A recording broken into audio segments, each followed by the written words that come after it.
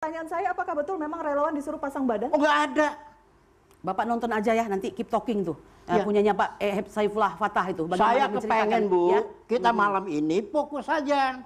Kedua belah jangan ngaco. Yang terhormat lawyer kita nih, ya kalau Anda manggil Pak Jokowi, saudara Jokowi, seolah-olah Pak Jokowi ada di depan Anda. Loh, daripada saya panggil Jokowi, saudara Jokowi Silakan, itu itu hak penghormatan. Anda, hak Anda. Dan saya memanggil saya saudara menghormati. Norman, itu biasa saja. Iya, benar, saya mau. Saudara Elvira, Tapi tolong, saudara Rifai, Anda sebagai saudara lawyer, Jokowi, apa masalahnya? sebagai apa harus pengacara, saya panggil Sinuwun ya. engkang ngarso dalam Jokowi Dengar dulu. Dodo? Enggak, Ya. biasa aja. Anda sebagai pengacara harus melindungi 12.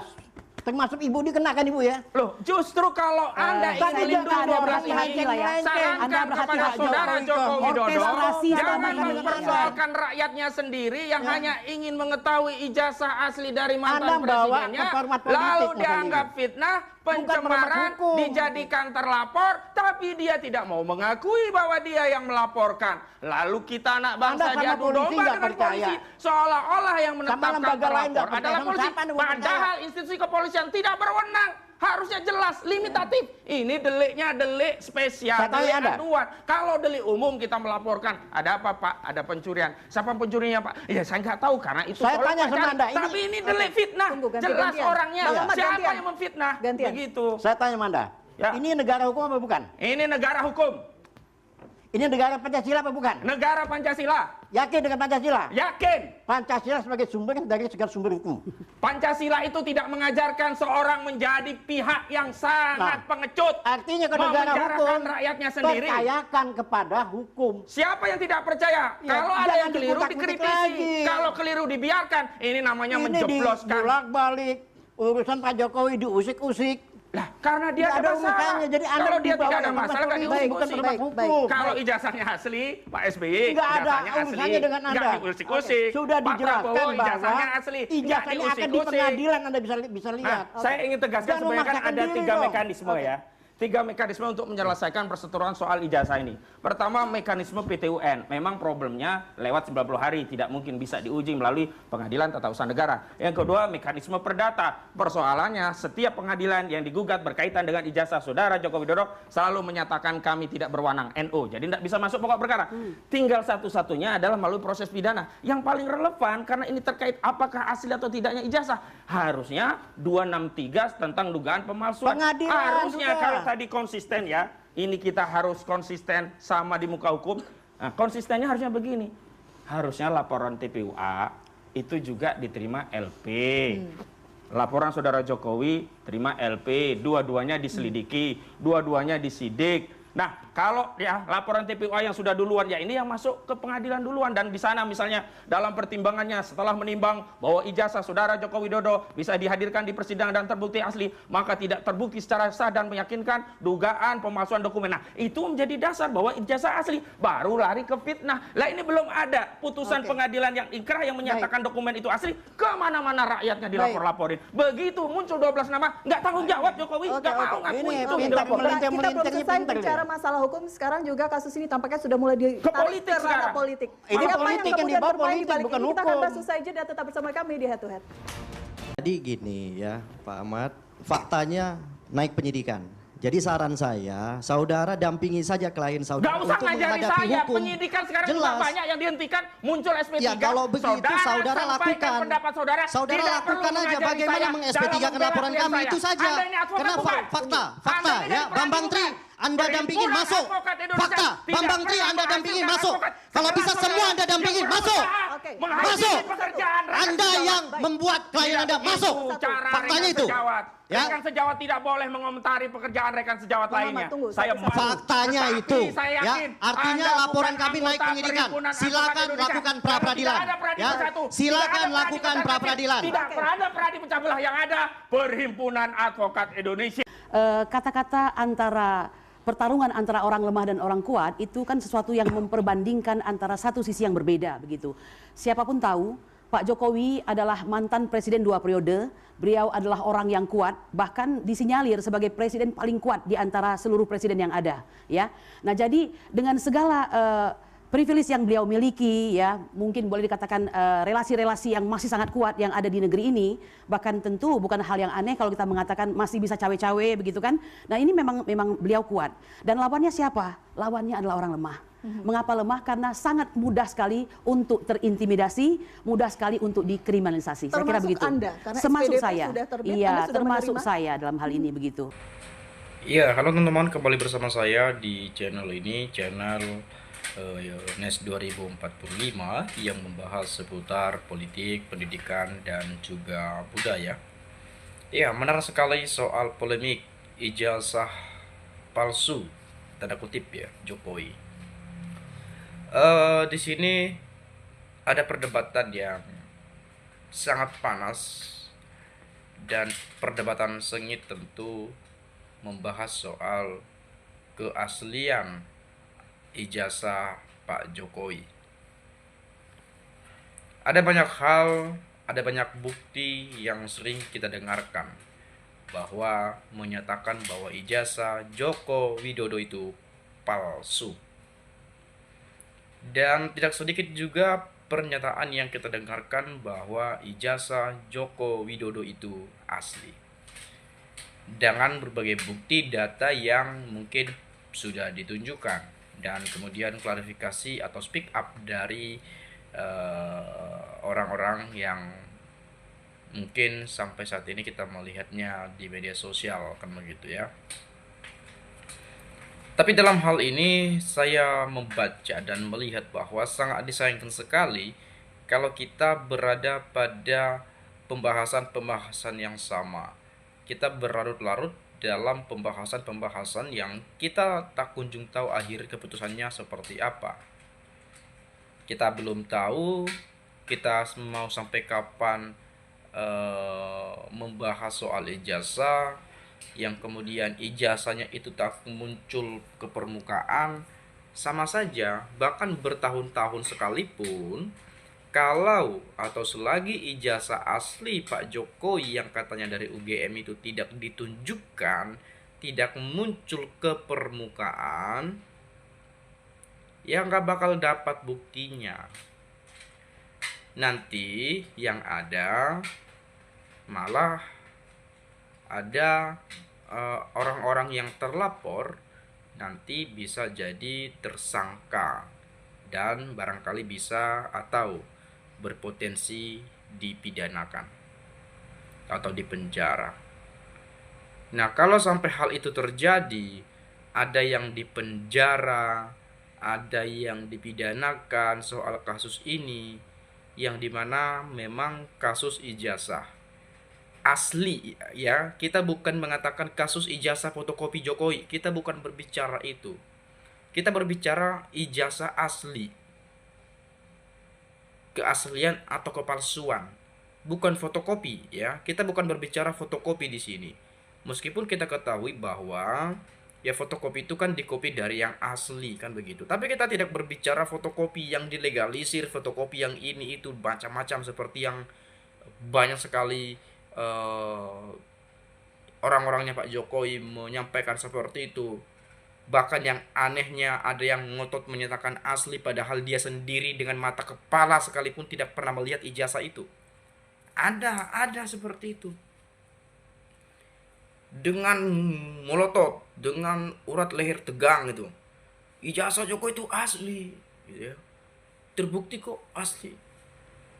Padahal saya rasa dan bahkan saya yakin banyak beberapa dari mereka yang menyatakan itu asli tidak pernah melihat fisik dari ijazah asli Jokowi yang disimpan di lemari itu misalnya. Ya kan begitu. Kemudian kalau ada orang yang menyatakan palsu, mungkin itu sudah banyak bukti yang sudah ditemukan. Bahkan sudah memegang skripsi Jokowi yang dari UGM. Dan kemudian sudah melakukan uji lab 4 ya, sudah diteliti. Dan itu berdasarkan ilmu kepakaran mereka masing-masing.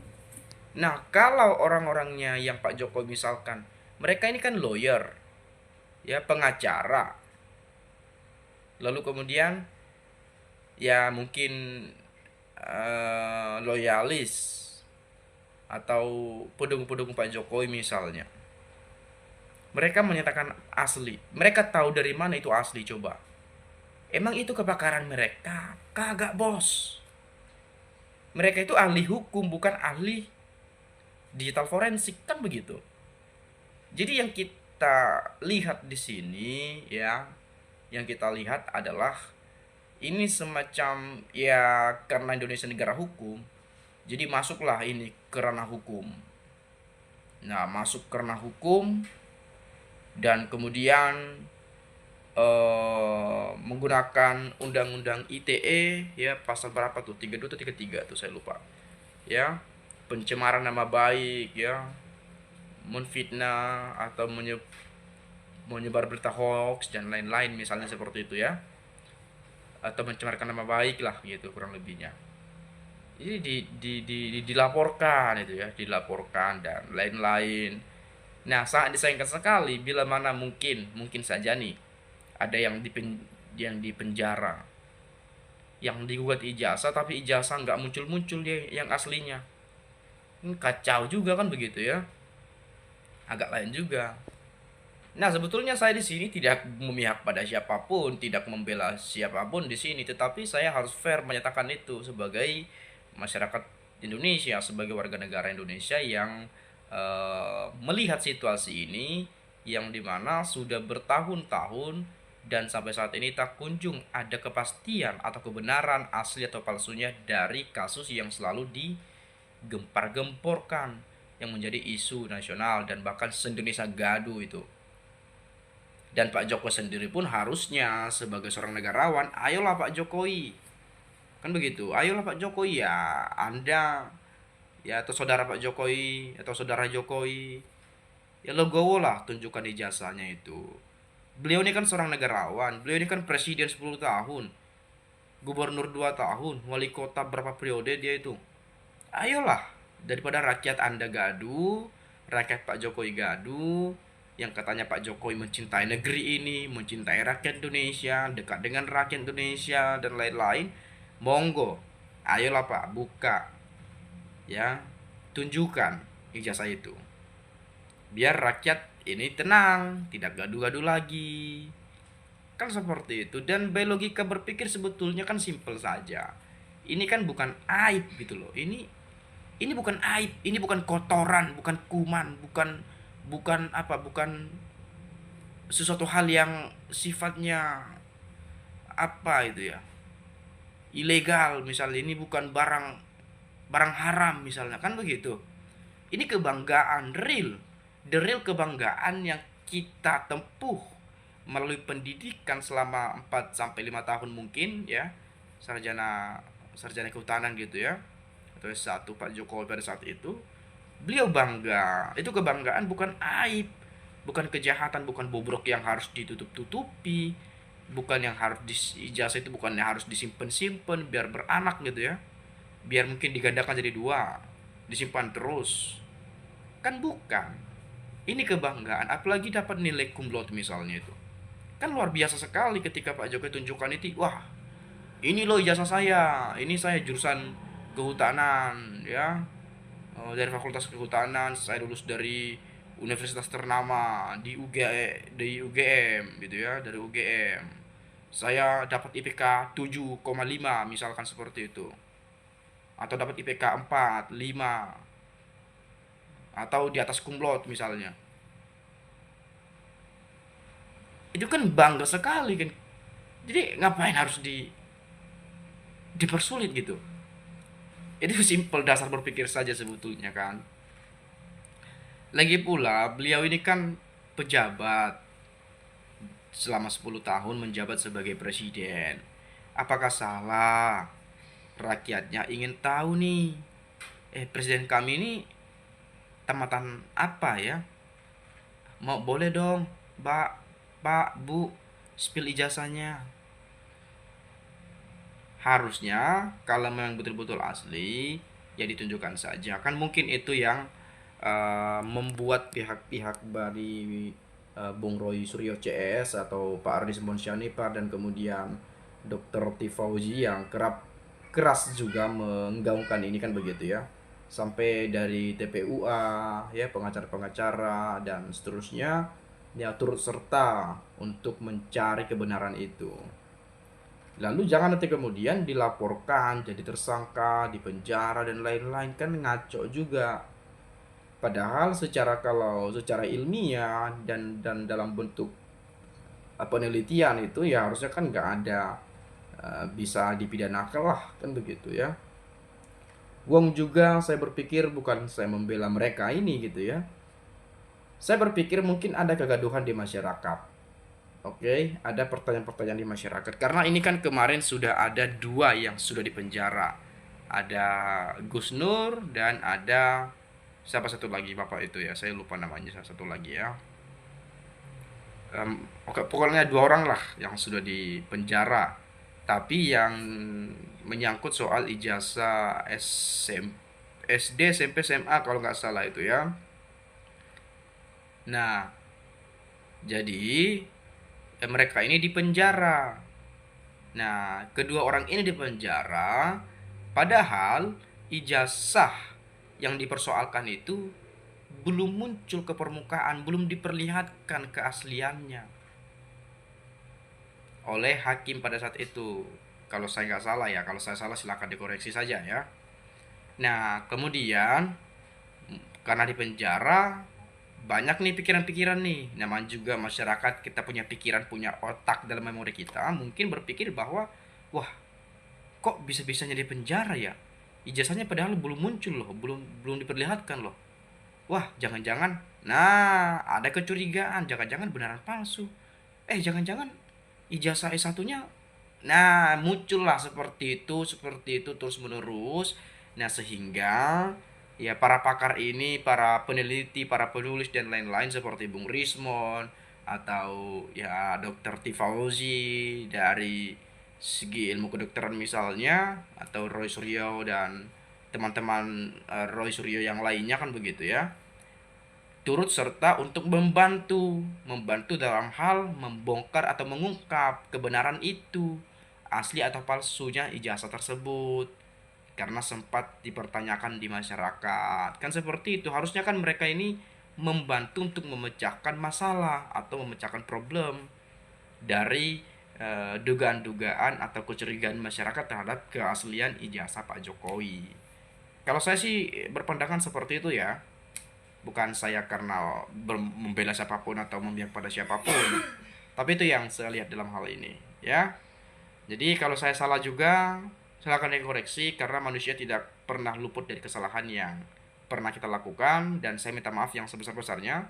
Jika Anda punya pendapat-pendapat lain, silakan sampaikan saja di komentar pada video ini. Itu saja dari saya. Terima kasih. Saya ucapkan salam dan sampai jumpa.